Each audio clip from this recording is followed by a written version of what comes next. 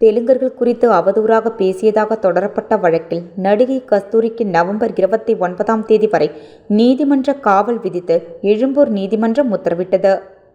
Chennai Egmore Rajaratnam stadium அருகே அர்ஜுன் சம்பத் தலைமையிலான இந்து மக்கள் கட்சி சார்பில் கடந்த நவம்பர் 3 பிராமணர்களின் பாதுகாப்பை உறுதி செய்ய தனிச்சட்டம் இயற்ற வலியுறுத்தி ஆர்ப்பாட்டம் நடந்தது.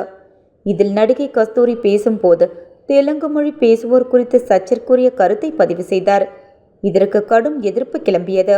அதன்பின் அவர் தெலுங்கு மக்களை புண்படுத்த வேண்டாம் என்பது எனது நோக்கம் அல்ல, என் பேச்சை திரும்ப பெறுகிறேன் என்று மன்னிப்பு கேட்டார். எனினும் அவர் மீது வெவ்வேறு இடங்களில் போலீசார் புகார் அளிக்கப்பட்டது.